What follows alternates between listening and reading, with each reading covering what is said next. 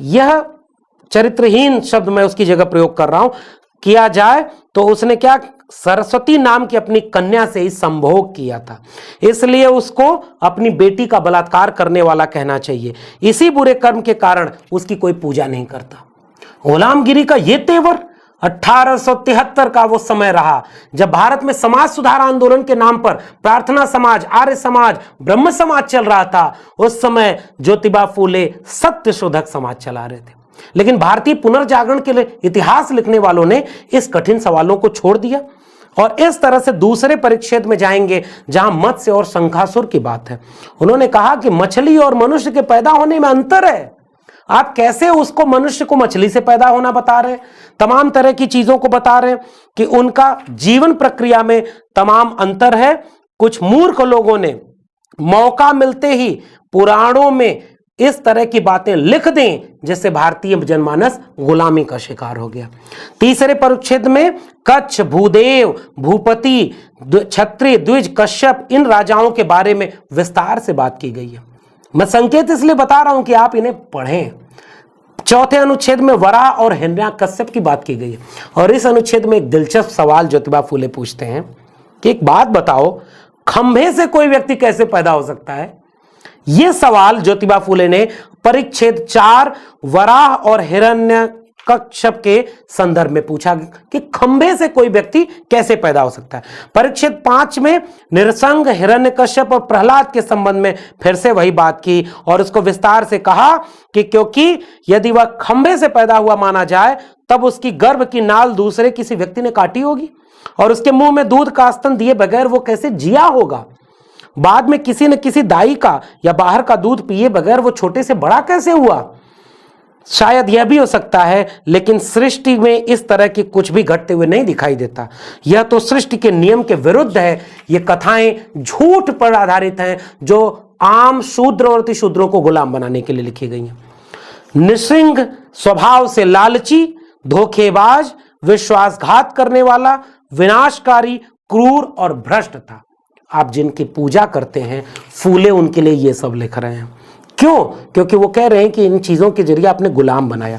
छठे अनुच्छेद में वराह को गलीच गेंडा कहते हैं और कहते हैं कि ये शक्ल ने, इस व्यक्ति ने किसानों को, मराठा किसानों को क्या दिक्कतें हैं इसकी कोई चिंता नहीं उन पुराणों में। और वराह जिस पर पृथ्वी इस तरह से लगा दिया गया कि वह पृथ्वी पर टिका हुआ है। उन्होंने कहा कि बलि तो आम शूद्र अतिशूद्र राजा था और जहां जहां प्रसंग आया है वहां ज्योतिबा फूले ये कहते हैं कि चाहे राक्षस का प्रसंग हो, चाहे असुरों का प्रसंग हो, ये कृषक, कामगार, शूद्र अतिशूद्र थे और इन्हें क्या बना दिया गया? राक्षस, असुर। इस किताब के जरिए वो आपकी गुलामी को दूर करने की बात करते हैं। इसके आगे जब आप इस किताब को पढ़ेंगे तो वो कह रहे हैं कि 3 कदम में धरती नाप लिया वामन में। वामन की बात करते हुए ज्योतिबा फूले अपने इस परिच्छेद में कह रहे हैं कि उस वामन ने भिखारी का रूप धारण किया और बलिराज को अपने कपट में, छल कपट में फंसा लिया और उसने बलि राजा से 3 कदम धरती का दान मांगा। बलिराज ने सीधेपन में दान दे दिया। दान का कवच मिलने के बाद भिखारी व्यक्ति आदमी बन गया और उसने सारी धरती और आकाश को 2 कदमों में नाप दिया। अब सवाल सुनिए ज्योतिबा का। इस गलीच गैंडे ने अपने 2 कदमों से सारी धरती और आकाश को नाप लिया था। तब उसके पहले ही कदम के नीचे कई कई गांव और कई कई लोग दब गए होंगे और उन्होंने जाने कितने निर्दोष गांव वालों की हत्या कर दी होगी। दूसरी बात, उस गलीच गैंडे ने जब अपना दूसरा कदम आकाश में रखा होगा तो आकाश में बहुत सारे सितारे होने से एक दूसरे से वो सितारे टकरा गए होंगे। तीसरी बात, उस गलीच गैंडे ने अपने दूसरे कदम से अगर सारा आकाश हड़प लिया तो शरीर का, कमर का ऊपर का हिस्सा कहां रहा होगा? ये सवाल है। मैं सवाल पूछते हुए इस प्रसंग में भागवत पुराण से लेकर के तमाम धार्मिक किताबों को ज्योतिबा फुले गुलामगिरी का वाहक बनाते हैं। 7वें अनुच्छेद में फिर से राक्षसों पर ब्राह्मणों की हिंसा की बात करते हैं, कृषक जातियों पर, शूद्र अतिशूद्र जातियों पर वंचना की बात करते हुए शिवाजी को याद करते हैं। इस अनुच्छेद को, 7वें अनुच्छेद को शिवाजी की वजह से आपको पढ़ना चाहिए। 8वें अनुच्छेद में परशुराम का जिक्र आता है। जी, वही परशुराम जिनकी मूर्ति बनाने के लिए आमादा कुछ नेताजी लोग वोट पाने के नाम पर फूले जयंती भी मनेगी और परशुराम जयंती भी मनेगी। ज्योतिबा फूले जिन्होंने पिछड़ी जाति के लोगों को शूद्र कहा, दलित जाति के लोगों को अतिशूद्र कहा, और इन सब को मिलाकर के वो कहते हैं कि यह जो परशुराम था यह चांडाल, अतिशूद्र, महार, अछूत, मातंग इन जातियों के लोगों का शोषण करता था और उन्हें ऐसा नाम दे दिया जिनके नाम पर गालियां बनने लगी। इन्होंने कहा कि परशुराम स्वभाव से उपद्रवी, साहसी, विनाशी, निर्दयी, मूर्ख और नीच प्रवृत्ति वाला था। उसकी मूर्ति बनाने वाले लोगों को पढ़ना चाहिए गुलामगिरी का 8वां परिच्छेद, जहां दूसरे पैराग्राफ में वो कहते हैं कि युद्ध में लड़ने वाला वह एक दैत्य था और उसने क्षत्रियों का विनाश किया। परशुराम के लिए वो कहते हैं कि अगर तुम हो तो वापस आओ। 9वें अनुच्छेद में फिर से ब्रह्मा और जादू टोने पर कटाक्ष करते हैं, वेद मंत्रों पर कटाक्ष करते हैं, उससे मुक्त होने की बात करते हैं। 10वें परिच्छेद में शंकराचार्य पर सवाल उठाते हुए गौतम बुद्ध और बुद्ध के विचारों की हत्या करने वाला शंकराचार्य को ठहराते हैं। और उन्होंने क्या कहा, शंकराचार्य के इस हमले में उसके लोगों ने बौद्ध धर्म के कई लोगों को कोल्हू में ठूंस कर मार दिया और उनके ग्रंथ जला दिए। इसलिए गुलामगिरी घर घर पढ़ना जरूरी है। और उन्होंने क्या कहा, ब्राह्मण कहते थे ज्ञान और पूजा संस्कृत में हो सकती है और संस्कृत में ही होनी चाहिए। 10वें अनुच्छेद में बता रहे हैं कि जैसे ही अंग्रेजी आई, ब्राह्मणों ने अंग्रेजी सीखी, अंग्रेजी में नौकरियां ली और पूरे पूंजी पर कब्जा कर लिया और शूद्रों अतिशूद्रों को पढ़ने तक नहीं दिया। 11वें अनुच्छेद में अधर्मी, मदारी और कलम कसाई ब्राह्मणों को कहते हुए कहते हैं कि इन अधर्मी, मदारियों और झगड़ालू पूर्वजों ने हमारे देश में दकियानूसी बातें फैलाई। सरकारों को ब्राह्मण परस्त होने से बचना चाहिए और शिक्षा की तरफ जाना चाहिए।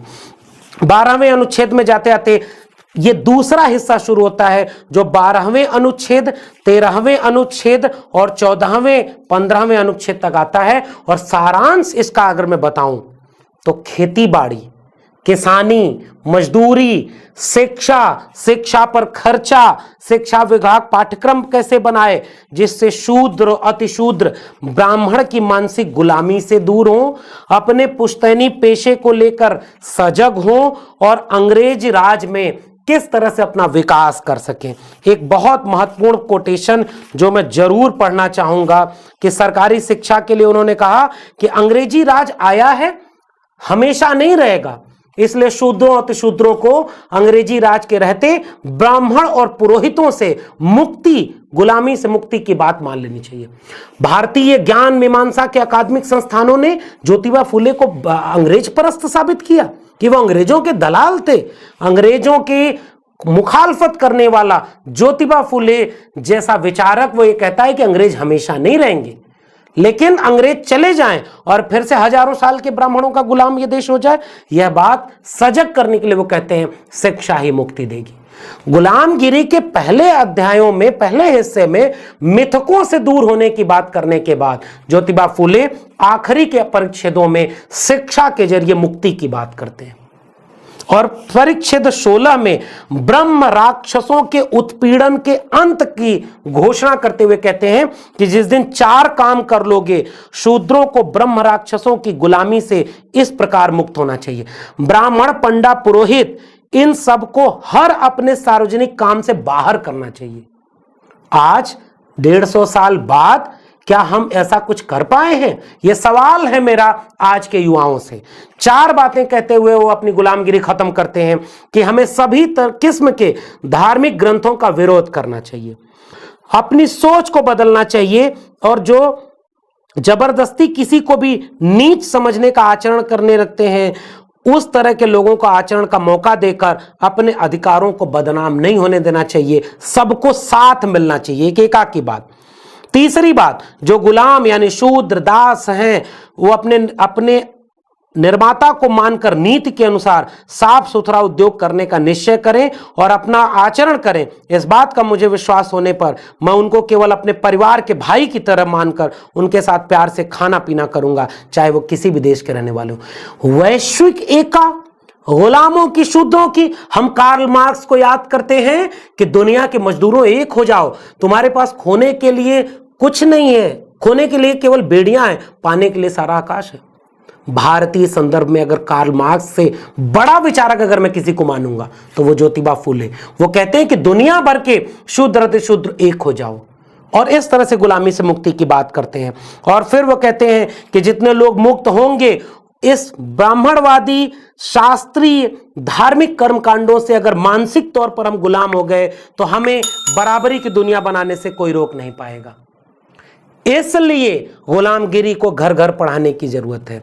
आज नई शिक्षा नीति के नाम पर आपके स्कूलों से लेकर के विश्वविद्यालयों को बर्बाद किया जा रहा है। शिक्षा पर खर्चा घटाया जा रहा है, रक्षा बजट बढ़ाया जा रहा है, गौशाला बजट बढ़ाया जा रहा है, गंगा साफ करने का बजट बढ़ाया जा रहा है, कुंभ मेला का बजट बढ़ाया जा रहा है, स्कूल बर्बाद किए जा रहे हैं। सरकारी पैसे से चलने वाले स्कूल बंद हो रहे हैं और सरकारी पैसे से गौशालाएं खोली जा रही हैं। अगर आज ज्योतिबा फूले होते तो आज गुलामों की बढ़ती हुई तादाद को देख करके चिंतित होते और कहते कि काश तुमने घर घर गुलामगिरी पढ़ ली होती तो अपनी मुक्ति की लड़ाई लड़ रहे होते। इसलिए मैं आपसे अपील करूंगा कि आज के युवाओं को छोड़ दीजिए परशुराम, ब्रह्मा, वराह, मिहिर, मत्स्य। अगर आप राम मंदिर में चंदा देते हैं तो गुलामगिरी आपको पढ़नी चाहिए। अगर आप स्कूल की बजाय मंदिर मस्जिद की लड़ाई में शामिल हैं तो गुलामगिरी आपके लिए है। अगर आप नई शिक्षा नीति का विरोध नहीं कर रहे, अगर आप रोजगार के लिए चिंतित नहीं है, अगर आप शूद्र अति शूद्र बन करके ब्राह्मणवादी धर्मशास्त्रों से मुक्त नहीं हुए तो गुलामगिरी आपके लिए आज भी प्रासंगिक है, घर घर में पढ़ी जानी चाहिए।